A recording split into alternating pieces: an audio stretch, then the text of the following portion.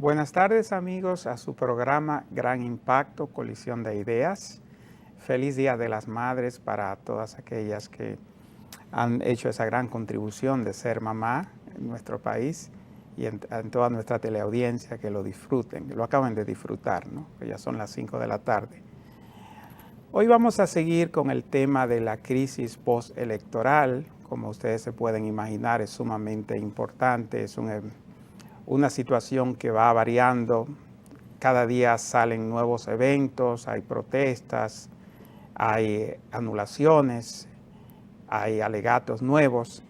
Y entonces hay que seguirle dando seguimiento porque de lo que se trata es del destino de nuestro país por los próximos 4 años. Es un tema que no lo podemos dejar de darle seguimiento. Hay muchas cosas importantes que están ahora mismo que se van a definir.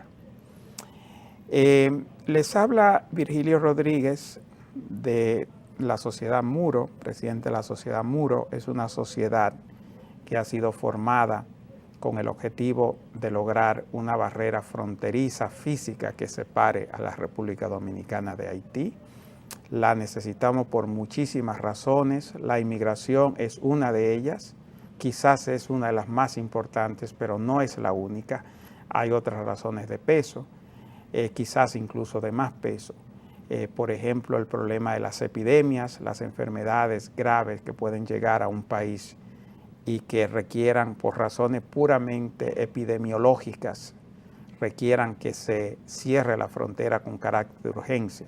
Actualmente no se puede, porque si se cierran los pasos oficiales, quedarían los pasos improvisados a través de los potreros, los bosques, los arroyos, y a través de ahí puede entrar cualquier persona y por supuesto entrar la enfermedad. También tenemos el problema del posible secuestro de personas de un país y ser llevado a otro, ¿no? En el caso nuestro, que aún los dominicanos sean secuestrados y sean llevados a Haití para demandar dinero. Esto no es que puede ocurrir en teoría, sino que ha ocurrido. En algunos casos ha habido un final feliz porque el dominicano ha logrado escaparse, de alguna forma ha vuelto a su país, pero en otros no ha sido así. Quizás hay más casos donde la persona sencillamente desaparece y no se sabe qué le pasó, y quizás lo que le pasó fue que se lo llevaron al otro país. En esta misma semana tuvimos un caso espeluznante de una banda de delincuentes dominicanos y haitianos, había un haitiano envuelto, que se dedicaban a asaltar a humildes choferes dominicanos que se ganaban la vida de ellos y de su familia dando servicios de autobuses y de camiones. Y estos delincuentes los abordaban, los llevaban a un lugar remoto cerca del área de Juan Dolio y eventualmente los tiraban todavía con vida en un pozo. Y hay por lo menos 4 de esos casos, ¿no? Era para quitarles lo poco que habían hecho, pero más que nada para quitarles sus vehículos. ¿Y por qué les interesaban a ellos sus vehículos? Muy simple, porque había un haitiano, parte de ese grupo, el cual se encargaba o se encargaría de llevarse los vehículos hacia el vecino país de Haití y de ahí sacar pingües beneficios. Es decir, podríamos decir que estos humildes y trabajadores laboriosos dominicanos perdieron su vida por falta de una barrera fronteriza, porque si tuviéramos una barrera física, un muro físico, a muy poco se le va a ocurrir robarse un camión para pasarlo por el muro, porque tendría muy pocos puntos, muy pocas puertas, y esa puerta estaría muy bien guardada, y cruzar un vehículo robado sería muy difícil. Pero con el descontrol que hay ahora, es eso lo que alienta a este tipo de criminales, de que ellos creen que pueden fácilmente robarse un vehículo y llevárselo para el vecino país. Necesitamos el muro por muchas razones, y esa es una de ellas, para proteger nuestros bosques, proteger el medio ambiente, también ante la posibilidad de actos de violencia en el vecino país, sea por producto de inestabilidad, producto de tropas o grupos paramilitares, incluso algunos posiblemente afiliados con ideologías terroristas, quizá afiliados con ideologías relacionadas al Islam podrían en cualquier momento empezar a actuar desde Haití hacia la República Dominicana. La barrera fronteriza es una gran necesidad, no hay ninguna razón para oponerse a ello, incluso aquellos que quieren hacer proyectos fronterizos. El muro, la barrera fronteriza no le molesta, porque todo lo que ese muro va a hacer es regularizar los pasos, obligar a que cada vez que haya que pasar de un país a otro se pase por los puntos oficiales. El que tenga derecho a pasar, que pase. No sabemos por qué algunos supuestos empresarios, según tengo entendido, se han dado a la tarea de oponerse al muro. No tienen ninguna razón para ello. Y ojalá que cuando se den cuenta no sea demasiado tarde. Vamos a seguir con el tema de hoy. Y le vamos a recordar que, como siempre, que tenemos nuestro canal en YouTube, nuestro correo es impactogrande@gmail.com. Ahí nos pueden localizar y también pueden encontrar el canal de YouTube a través de ese correo o haciendo una búsqueda. Ahí encontrarán todos los programas desde el de la semana pasada hasta el primero que hicimos. Sin más, vamos a proceder con el tema de hoy. Brevemente vamos a recordarle los resultados de las elecciones. Vamos a mencionarle algo sobre algunas protestas que han ocurrido recientemente. Y entonces vamos a dedicarle una gran parte del programa a las acusaciones y las evidencias que hay de que se ha cometido un fraude electoral o por lo menos graves irregularidades. Hay una serie de pruebas de ello y pensamos que las pruebas son sumamente serias y que por tanto debemos discutirlas y lo vamos a hacer en breve. Recordamos ahora en pantalla, ahí tienen el resultado de las elecciones. Esto es el boletín 10, pero el boletín 12, que es el último del cual tenemos noticia, más o menos dice lo mismo, ¿no? Porque ya este boletín 10 tenía 96% de los colegios computados y el 12 pues tiene más, pero no lo tiene todo, porque en algunos casos todavía se están contando en algunos colegios. Y básicamente el presidente Medina tiene casi un 62%, 61.7, 61.8. El señor Abinader tiene más o menos un 35%, una diferencia bastante grande entre los dos, de más de 1 millón de votos. Y los demás aspirantes tienen muy poco. El señor Moreno tiene menos de un 2%, 1.8%, ¿no? Y los demás tienen menos aún. Vamos a recordarle que en esta semana ha habido protestas y en diversos puntos del país. Algunas han sido, vamos a decir, bastante pacíficas, marchas, en algunos casos se han prendido velas y otras, sin embargo, han sido un poco más violentas o envuelven actividades de fuerza, como por ejemplo ahí vemos esta gráfica de Loma de Cabrera, donde estaban en ese momento bloqueando el tránsito, ¿no? Eso es como una forma de presionar para que se logre un reconteo de los votos en esa zona. En San Juan, la provincia del señor presidente, donde él ganó con mucha holgura, con cerca de un 70% de los votos, también hay un movimiento que exige conteo manual de unos colegios y ahí se puede ver esa gráfica, ¿no? Está liderado por uno de los aspirantes a diputado que entiende que fue perjudicado por el conteo actual de los votos. Más cercano a la ciudad capital ha habido una cadena humana recientemente en torno a la Junta Central Electoral, de nuevo como una forma de protesta. En algunos casos han pedido la renuncia del señor presidente de la Junta y que anulen las elecciones y otras demandas. Y hay otros que no lo vamos a mencionar. Hay que recordar que esta semana ha estado lloviendo en algunas partes del país, ha llovido bastante. En el caso de Santiago ha habido inundaciones importantes, un hospital importante ha sido inundado, el mismo hospital, hay gráficas de eso, muy preocupantes. Entonces eso también tiene un impacto en este tipo de actividades de protestas, ¿no? porque cuando está lloviendo tan duro, pues se le hace más difícil a la gente salir a protestar o más aún a quemar gomas y ese tipo de cosas, ¿no? Una vez que pasen las lluvias, pues quién sabe, ¿no? Vamos entonces a hablar ya de los problemas que hay en el punto con las, vamos a decir, las irregularidades, ¿no? Las graves irregularidades que han estado ocurriendo. Ya mencionamos en el programa anterior que ha habido un gran problema con las actas de los diputados, ¿no? La llamado voto preferencial. Había un formulario para eso que había que llenar, donde había que indicar no solamente la votación del partido, sino la votación de cada uno de los candidatos a diputados de ese partido en la circunscripción correspondiente. Desgraciadamente, en muchas de las mesas ese formulario no se llenó correctamente porque solamente se ponía la votación del partido, pero no la votación de los diputados individuales, y por supuesto eso no procede, porque no da la suficiente información para saber cuáles diputados ganaron.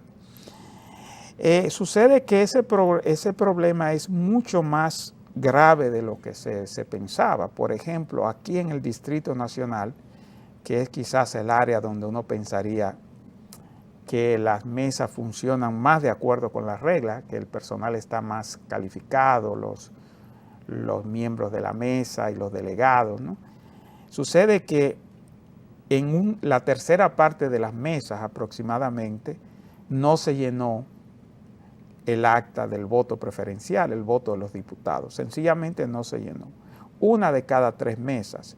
E incluso en un 11% de las mesas ni siquiera se llenó el acta sede congresual. Es decir, no se sabía ni los votos que sacaron los diputados independientemente, ni tampoco los votos generales por la congresual a nivel, digamos, senatorial o provincial, en un 11% de los casos.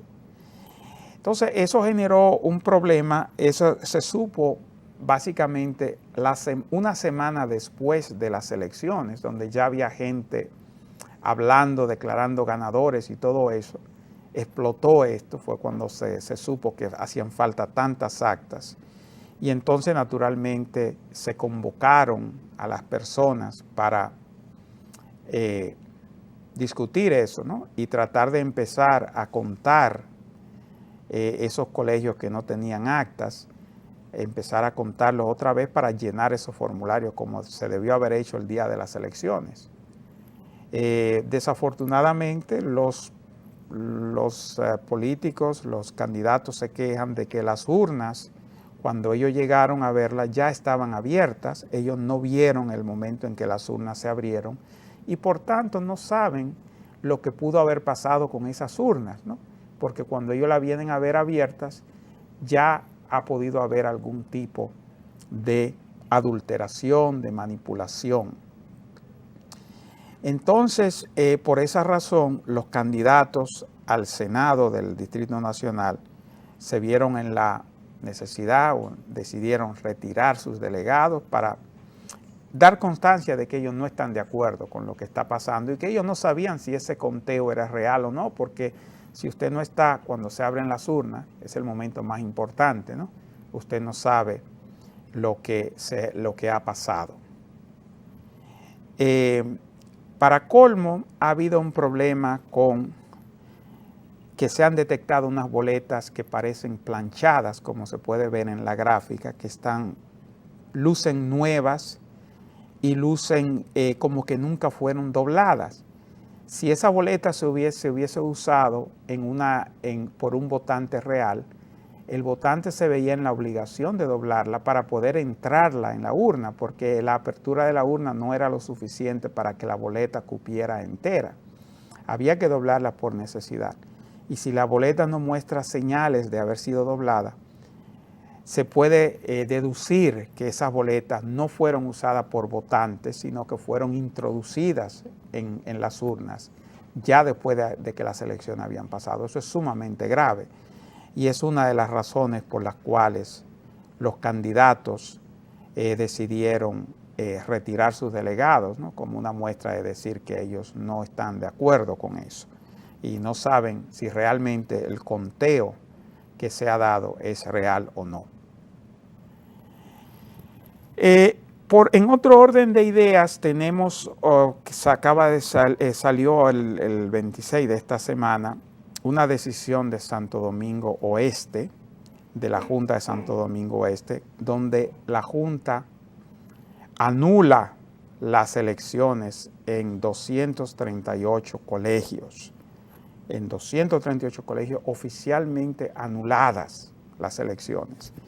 Esos colegios incluyen 14 colegios a nivel presidencial, 16 a nivel municipal, 38 a nivel congresual y 170 a nivel preferencial, o sea, a nivel de diputados. Y la razón que dan es verdaderamente espeluznante, ¿no? Porque ellos dicen que según lo que es la experticia que han hecho, no se hizo el conteo en el colegio electoral. Aquí o sea, no es que no se hizo el conteo manual o no se hizo el conteo electrónico, que no se hizo el conteo. Es decir, no hay constancia de conteo ni electrónico ni manual. Es algo bastante grave, que uno se pregunta, ¿no? ¿A quiénes se le puede ocurrir terminar unas elecciones y no contar los votos? Si no se van a contar los votos, ¿para qué uno se molesta en votar? Pero eso es lo que dicen ellos. Entonces dicen que han anulado las elecciones en ese lado. Esto es algo bastante preocupante porque, por ejemplo, puede ser que en esas zonas uno de los candidatos tenía más fuerza ahí que los otros. Entonces ese candidato que tenía mucha gente en esos colegios anulados ha quedado perjudicado, ¿no? Porque quizás eran los colegios mejores para él, para esa persona, y entonces al quedarse anulado esos votos, pues lo ha perdido, ¿no? Otros han perdido votos, pero el candidato que tenía más fuerza en esos colegios es el que está más perjudicado.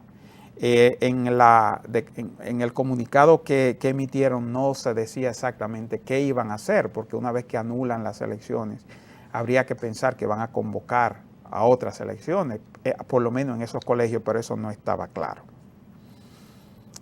Vamos a tomar un pequeño receso ahora.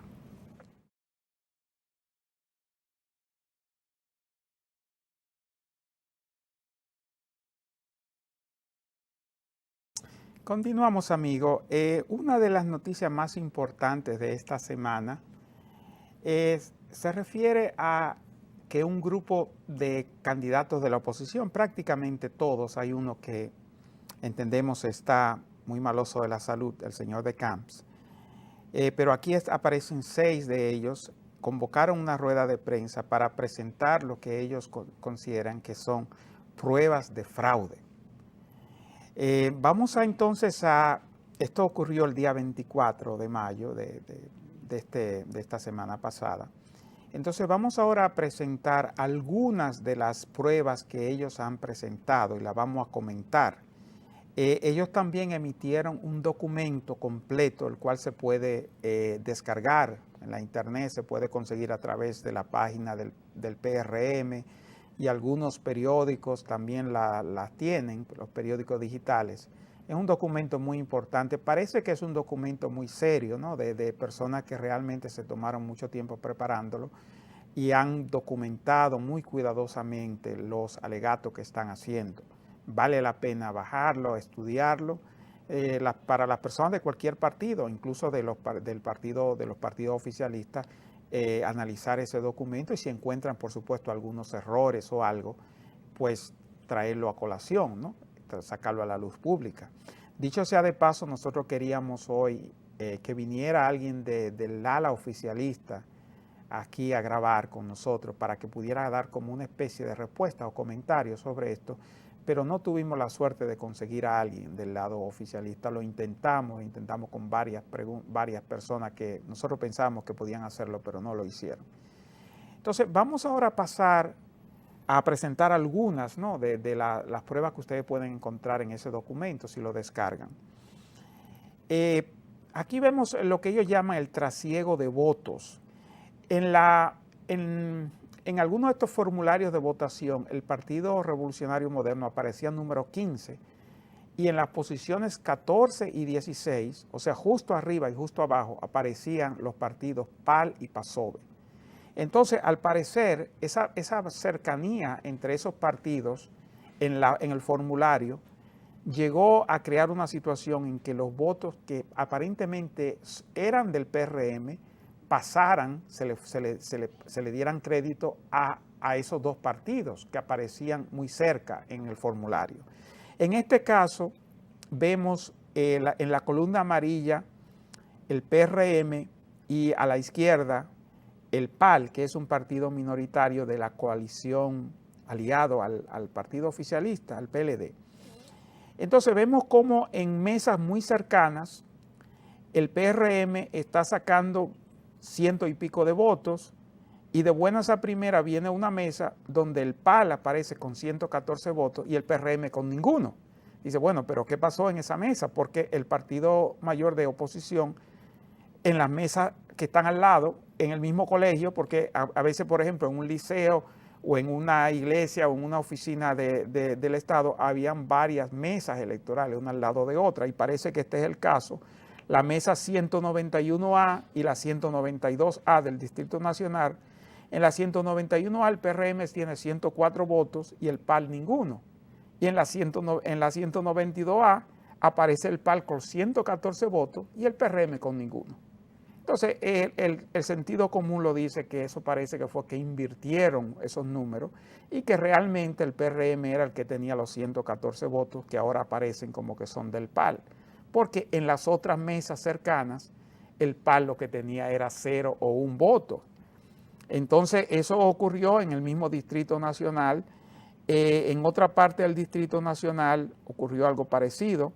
En la mesa 354A, el PAL tiene 3 votos y el PRM 110. En la 365 aparece el PAL con 66 votos y el PRM con ninguno, ni un solo voto en esa mesa. Cuando se supone que el PRM tenía por lo menos un delegado. Los delegados normalmente se les permite votar en la mesa, debió tener por lo menos el voto de su propio delegado. Parece que ni el delegado del PRM votó por el PRM, según este reporte. Entonces eso está claro que hay algo extraño, especialmente cuando se nota que en la mesa 365A el PAL aparece con solamente 3 votos y el PRM con 72. ¿Sí? ¿Qué pasó en la mesa 365? Entonces lo más probable, y es lo que ellos argumentan, es que en la 365 los votos del PRM se lo pasaron al PAL y viceversa. Otro problema que ahora ojalá puedan apreciar en pantalla, si no, por favor busquen el documento, es que en muchas mesas el número de votos a nivel presidencial terminó siendo mucho menor que el número de votos a nivel municipal. Dice, ¿pero por qué? Porque al votante se le entregaban las 3 boletas, la A, la B y la C, la A presidencial, la B municipal, la C congresual. Pues los números de votos en una mesa dada deben ser más o menos lo mismo. Puede ser que en un caso se haya perdido una boleta o un votante que por un descuido no lo haya llenado, que no puede haber ocurrido muchas veces, ¿no? Por lo general, el número de votos en la misma mesa el nivel A presidencial debe ser más o menos lo mismo que lo del nivel B, que es el municipal. Y aquí, como pueden ver en pantalla, ojalá puedan apreciarlo con los recuadros esos rojos que se ven, a nivel presidencial, en un sinnúmero de veces solamente aparece un solo voto o 2 votos, mientras que a nivel municipal aparecen cientos de votos. ¿Cómo puede ser en la misma mesa que haya solamente un voto presidencial y hayan 400 votos municipales? Eso no tiene sentido. Entonces, eso ocurrió en un buen número de mesas en diversos municipios. Aquí aparece Villahermosa, aparece Paraíso, un sitio donde ha habido muchos problemas, disturbios ya reportados. En Santo Domingo Norte, en Jarabacoa, Constanza, Distrito Nacional, Bánica, Santo Domingo Norte, otra vez, Samaná. Ellos están dando específicamente el número del colegio y se puede ir a verificar para el que no crea que esos números son reales, que vaya y lo verifique con la Junta. Nosotros vamos a pensar que esta gente no son locos para inventarse esto. Entonces se ve que hay una discrepancia enorme, ¿no? En algunos casos, en los que menos hay, a nivel presidencial hay 25 votos, por ejemplo, y a nivel municipal 400. ¿Qué pasó? O por qué hay tantos votos municipales o por qué hay tan pocos presidenciales, especialmente en colegios donde habían cientos de votos. ¿Qué pasó ahí? En otras mesas pasó el mismo problema, o en esta misma mesa, con los votos congresuales. Cuando usted compara el número de votos a nivel presidencial contra el número de votos a nivel congresual, nota en esta mesa el mismo problema. Si podemos ver ahora la pantalla, esta gráfica se parece a la otra, pero es distinta porque aquí le estamos comparando el número de votos presidencial con el número de votos congresual. Y aquí se ve claramente que el mismo fenómeno, el número de votos presidenciales, 1, 1, 1, 2, y a nivel congresual, 387, 452, 396. ¿Cómo es posible que si hay 400 votos congresuales, solamente haya un solo voto a nivel presidencial? Algo está mal, ¿no? Eso es evidente. No pensamos que esta gente del PRM se iban a inventar eso, porque nada más hay que ir a buscar en los récords el colegio, el número de ese colegio y verificar si lo que ellos están diciendo pasó o no pasó. Y nosotros vamos a pensar que pasó.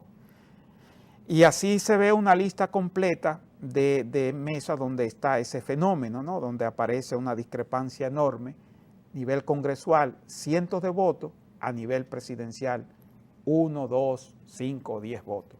No tiene sentido. En la próxima gráfica que está ahora en pantalla, ahí en el área verde que se ve, ahí lo que estamos viendo es en una columna está la de la izquierda de las dos verdes que se ven, el número de votantes, ¿no? El número de personas que fue a votar, es lo que ellos llaman electores concurrentes, que se presentaron. Antes de los concurrentes también están los electores inscritos, los que están inscritos para votar, porque no todo el que está inscrito para votar, vota. Entonces también están los votos emitidos. Entonces, los votos emitidos y el número de votantes debe ser más o menos lo mismo, ¿no es verdad? Porque los votantes son la gente que llegan a votar y si llegaron a votar, lo lógico es que voten. Entonces, el número de votos y el número de votantes debe ser más o menos el mismo. Puede ser que haya un caso o dos donde de alguna forma una boleta se haya perdido, un descuido, pero eso no puede ser, la diferencia no puede ser muy grande. Y fíjese lo que vemos. Número de votos está a la derecha de la pantalla, en el primer caso, 833 votos. Al lado, a la izquierda, número de votantes, 416. ¿Cómo se explica que haya más de 800 votos y solamente 400 votantes? No tiene sentido, ¿no es verdad? Porque entonces están diciendo que cada votante votó 2 veces, el doble, ¿no? ¿Entiendes? Eso no tiene sentido. En el siguiente línea, la más curiosa, dice que solamente habían 10 votantes, solamente en el día entero se presentaron 10 personas a votar en esa mesa. El municipio, eso fue en Samaná, el colegio 491. Supuestamente esos 10 votantes fueron responsables de 346 votos, donde solamente habían 10 votantes. Es decir, cada votante en promedio votó 34 veces. ¿Cómo puede ser eso? Y si usted sigue con la tabla, va a seguir viendo casos como eso. Fíjese que en el primer caso, en la columna de la izquierda, de la más cercana a las verdes, está el número 560 con un círculo rojo. 560 sería el número de inscritos. Ese es el número de personas que estaban inscritas en ese colegio. ¿Qué ocurre? Que el número de votos fue mayor que el número de votantes y que el número de inscritos. Es decir, 800 y pico de votos, cuando el total de inscritos, si todos hubieran votado, no podía llegar a 600. Eso está claro que allí hay cosas, algo extraño pasó. Y hay una lista, ¿no? Una lista de estos casos. Y seguramente hay más, porque en esa tabla no necesariamente son todos los casos del país, pero es una lista bastante larga. Pasamos a la siguiente gráfica. Aquí vemos, le hemos llamado descuadre general, porque los números que están no tienen sentido, por muchísimas razones. Las columnas amarillas o amarillentas que se ven ahí o anaranjadas, de nuevo aparecen el número de votantes y el número de votos. Los dos números no están de acuerdo.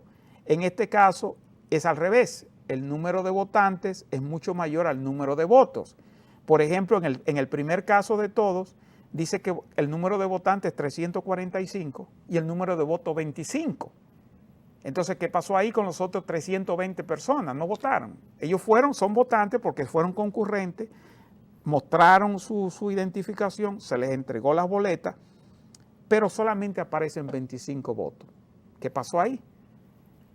Entonces, en el siguiente caso, tenemos descuadre general porque el número de inscritos en la segunda línea es 500 y pico, 536.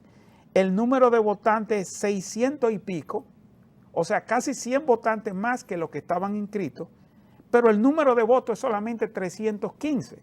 Los tres números están totalmente desfasados uno de otro. Si usted le cree uno, no puede creer el otro. No tienen ninguna consistencia. Y la tabla entera es así, usted lo puede analizar con calma, buscar el documento y analizarlo uno por uno. De nuevo, el que no lo crea, lo que tiene que hacer es ir a la base de datos de la Junta Central, verificar con el municipio y el colegio a ver si es verdad que eso, lo que ellos están diciendo que pasó, pasó. Nosotros no hemos ido a verificar, pero pensamos que esta gente que escribió este reporte, además fue verificado por todos los candidatos de oposición, no iban a inventarse esto, señor. Entonces, otra cosa muy interesante es el desfase entre el voto electrónico y el voto manual, el conteo, el escrutinio electrónico, el escrutinio manual. En este caso quizás no se llega a apreciar, pero lo pueden buscar en el documento. Vemos como en esta mesa, Colegio 29 del municipio 34, el voto electrónico, es decir, los escáneres, los famosos escáneres, dice que el PRM sacó 0 votos. De nuevo, acuérdese que el PRM tenía un delegado en casi todas las mesas. Ni el delegado votó por ello, según el escáner. Pero ¿qué ocurre? Que en el conteo manual que está a la derecha, el PRM aparece con 137 votos. 137 votos de diferencia entre el escáner y el conteo manual.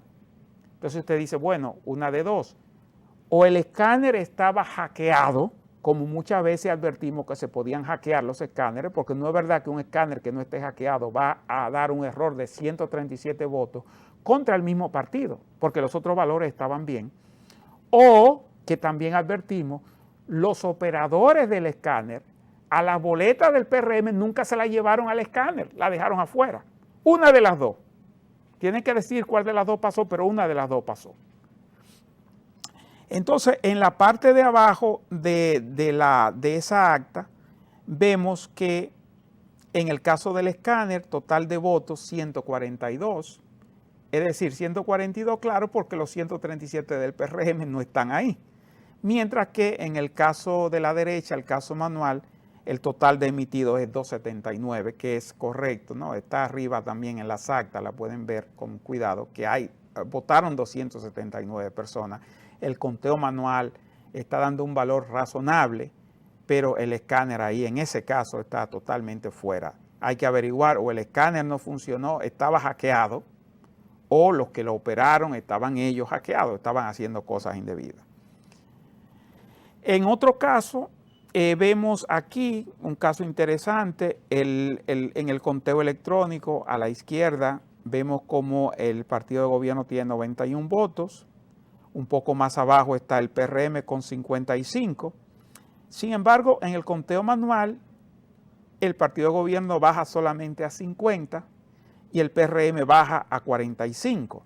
Es decir, en este caso, ambos partidos sacaron más votos con el escáner que con el conteo manual, pero salía ganando el partido de gobierno porque aparentemente el cambio fue de 50 a 91, mientras que en el caso del partido de oposición era de 45 a 55. Salía ganando unos 30 votos ahí con el conteo electrónico. Si vemos la parte de abajo de esa acta, que ahora está en pantalla, vemos algo curioso, que es que en el caso del conteo manual habían 43 votos nulos, mientras que en el caso del conteo electrónico solamente 2. No sabemos lo que pasó ahí, por qué tantos votos nulos con el manual y tampoco con relación al electrónico. A veces sucede al revés, que el conteo electrónico da muchos votos nulos porque no entiende lo que el votante hizo y el ser humano lo entiende mejor, pero en este caso parece que fue al revés. Además de eso, recordemos que ya el PRM había denunciado que un grupo de boletas marcadas con el PRM y selladas debidamente y firmadas por el presidente de una mesa habían sido encontradas en un zafacón. Al parecer fue un empleado de limpieza de una escuela donde había una mesa que las encontró, se la hizo llegar a una persona que trabajaba con Alianza País y Alianza País se la hizo llegar al PRM. Hay una carta en ese sentido. En este caso solamente eran unas 30 boletas, pero usted dice, bueno, esas fueron las 30 que encontraron. Quizás habían más que nunca la encontraron en otro sitio, la gente la encontró, pero no la entregó. Eso no debió haber pasado en ninguna mesa. Entonces también el documento menciona naturalmente el reporte de las instituciones como el Uniore y hace otra serie de consideraciones que ustedes, si buscan ese documento, y se los recomendamos encarecidamente que lo hagan, que lo descarguen y que lo analicen, van a ver y quizás se van a preocupar, ¿no? Porque parece que son, vamos a decir, pruebas serias de un equipo que se trabajó en eso seriamente y está proponiendo, está mostrando señales claras y graves de irregularidades. Vamos a tomar un pequeño receso.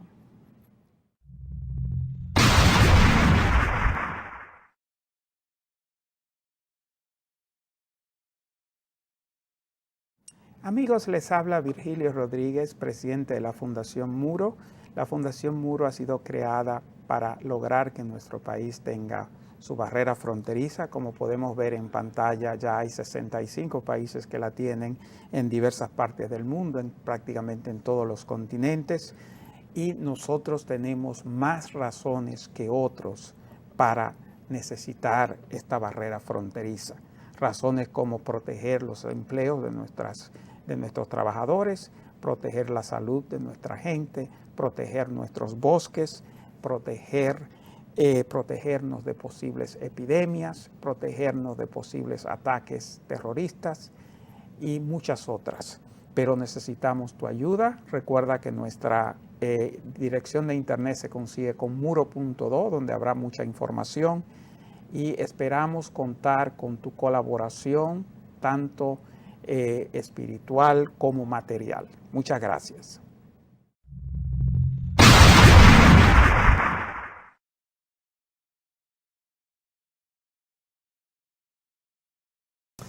Buenas tardes de nuevo, amigos. En este segmento se nos une nuestro productor asociado Manuel Núñez, quien va a contribuir a la discusión, añadir algunos datos que nosotros no hemos podido mencionar y añadir comentarios. Manuel, tú escuchaste, ¿no?, nuestra presentación y además has estado leyendo el informe por tu cuenta y imagino que ves que hay, vamos a decir, irregularidades muy graves, ¿no?, en este documento y aparentemente son creíbles, ¿no? La pregunta ahora es qué hacer, ¿no? En este marco donde hay tantos problemas, ¿tendría sentido para el señor presidente de la República que probablemente quede con más de un 50, de la mitad más uno, es decir, en este rango?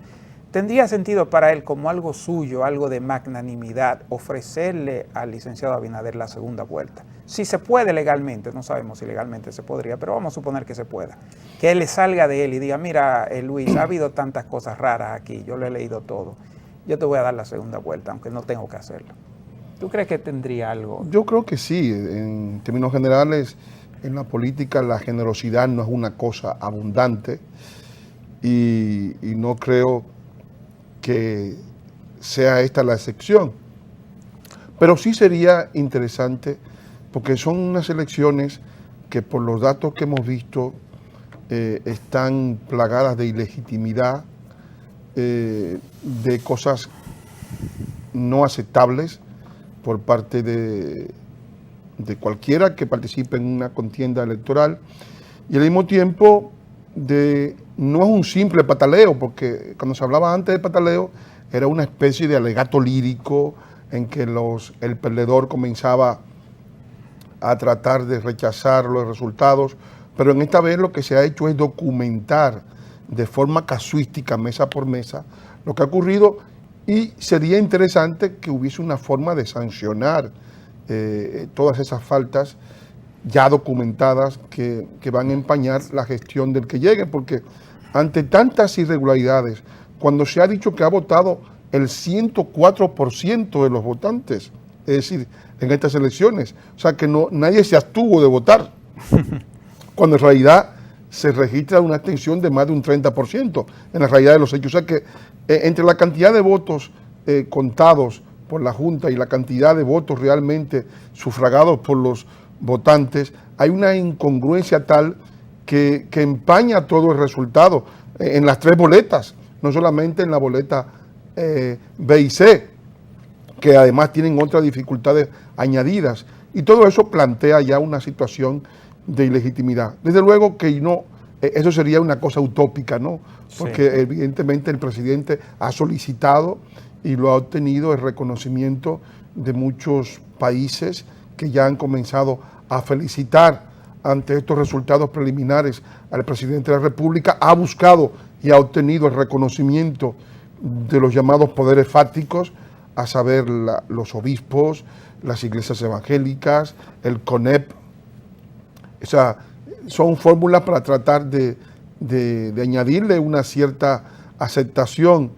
Sin embargo, a pesar de que ha contado igualmente con el favor de todas las tertulias periodísticas, de una parte muy importante de la prensa, no ocurre así en las redes sociales, donde tú mostraste que hay una cantidad inmensa de poblaciones que se han levantado en Tamboril, en Higüey, en Cotuí, en La Vega, en todos los pueblos del país. Ha habido jornadas de rechazo a los resultados electorales, y sobre todo cuando hay alrededor de unos 4.000 puestos en juego, igualmente los ayuntamientos y el Poder Legislativo, donde también el resultado queda muy empañado, concretamente en la parte de congresual. O sea, si vemos, por ejemplo, en el caso de Santo Domingo, tenemos que, para dar el resultado electoral de Santo Domingo, que ya se ha dado en forma preliminar, de que el senador de la capital es el licenciado Pared Pérez, sin embargo, la oposición ha denunciado que 674 colegios, o sea, el 32% de toda digamos, el aforo electoral no aparece, no ha sido computado, no ha sido llenado, o sea, no hay documentación. ¿Cómo se puede dar entonces como ganador a alguien en Santo Domingo, en el caso de los legisladores, cuando el 32% de los colegios no están? Es decir, y hay una cantidad inmensa de actas nulas. Y luego, cuando se procedió a contar la cantidad de votos nulos, subieron a 300.000, o sea, al 12%. O sea, una cantidad totalmente, absolutamente increíble en cualquier elección. O sea, todo ese tipo de datos plantea de que si la Junta designa a una persona como candidato ganador en esas condiciones, lo está haciendo quebrantando la legitimidad y la legalidad, porque no hay posibilidad de hacerlo con apego a la ley. O sea, sería prorrateando los votos o llegando a un acuerdo de aposento, pero evidentemente que el hecho mismo de que todas estas cosas se hayan aireado, que en otra época quizás eso no pasaba, pero ahora en las redes sociales hay copias de las actas alteradas, hay copias de los conteos alterados, hay copias de las boletas aquellas que estaban planchadas, que fueron inclusive filmadas por uno de los candidatos, por Dio Astacio, que mostró en uno de sus blogs las boletas planchadas, marcadas, y hay 435 valijas que no aparecen en Santo Domingo Este. Es decir, hay una situación igualmente de desconocimiento por parte del candidato opositor, que era Manuel Jiménez. Entonces, y ya en Santo Domingo Oeste ha dicho, se procedió a la anulación. Y yo pienso que Santo Domingo Este, por los datos que hemos tenido, iría por el mismo camino. Si la Junta respeta el derecho de los votantes, porque en este caso lo que está en juego, algunos han dicho que está en juego la paz, la tranquilidad, y que todo ese tipo de alegatos no contribuyen a la paz y la tranquilidad, pero la paz y la tranquilidad solo pueden ser aseguradas con el respeto del derecho. Si hay una violación del derecho, no puede haber paz. Si el derecho es, el respeto al derecho ajeno es la paz, decía Benito Juárez. Y evidentemente que todas estas situaciones son muy litigiosas, dejan un manto de sombras sobre todos los resultados electorales, que la única forma de solventarlo es, en esos casos específicos, con nuevas elecciones. Porque lo que está en juego es la violación de la voluntad del soberano, que es el pueblo dominicano.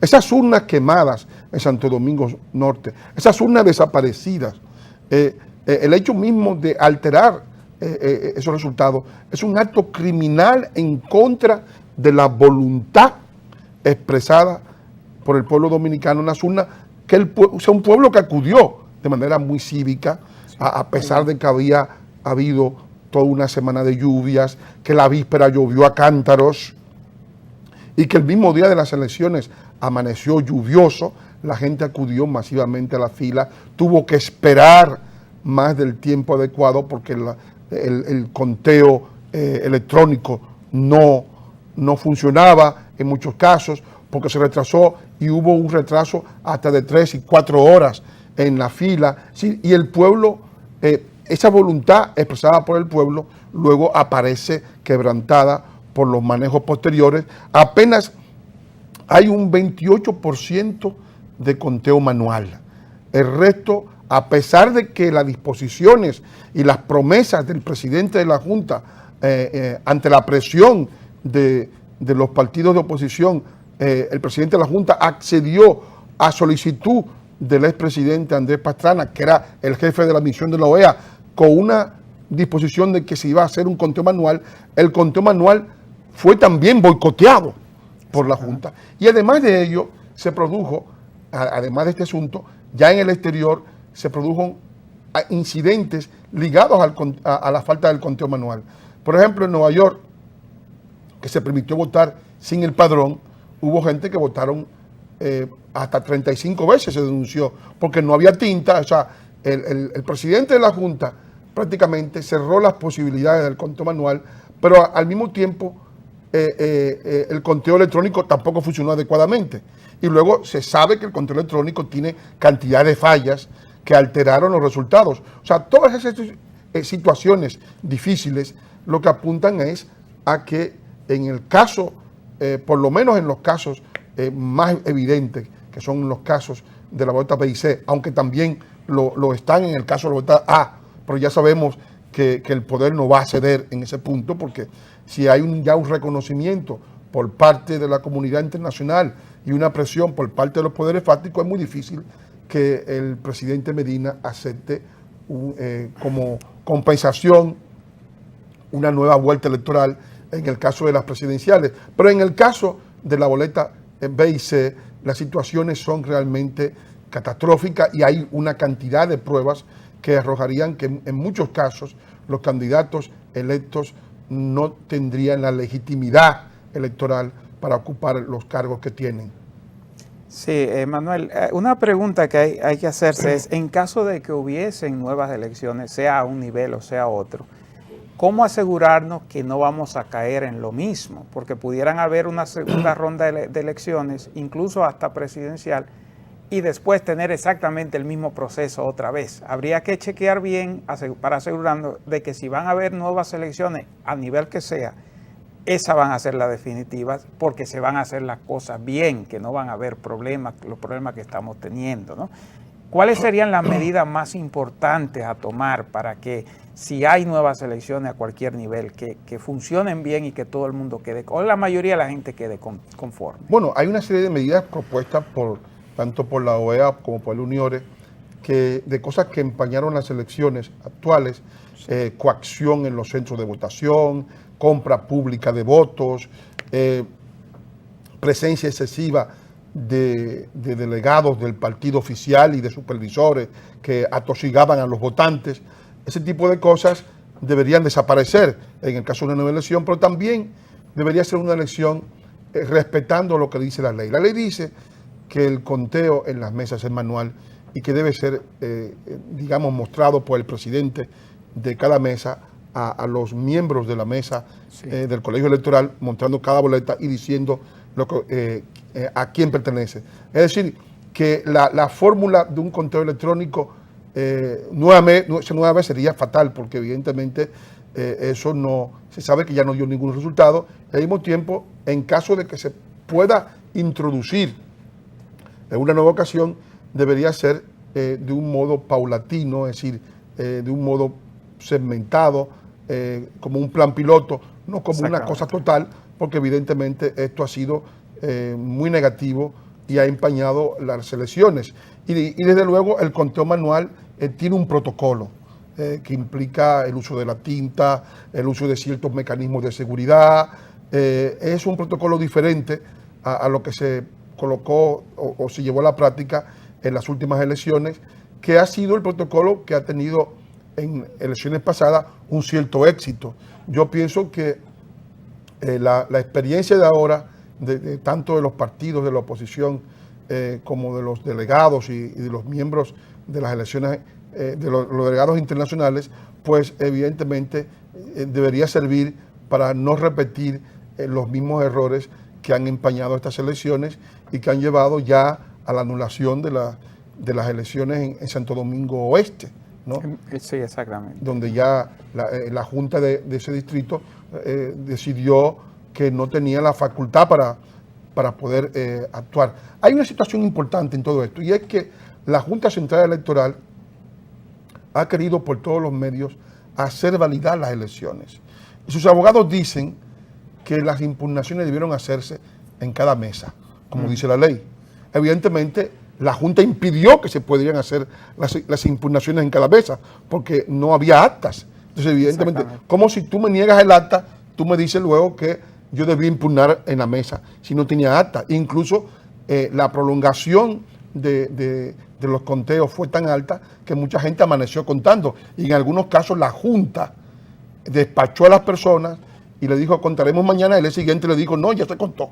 Sí. Es decir, que evidentemente la negación del acta manual, que es lo que la Junta en cierto modo ha dificultado y ha trabado, ha sido ahora el argumento utilizado por los abogados que defienden de que esto se quede así, de que ya se le eche agua al vino, se le eche tierra y que se llegue a una negociación política y que evidentemente no se sepa qué ha ocurrido en estas elecciones.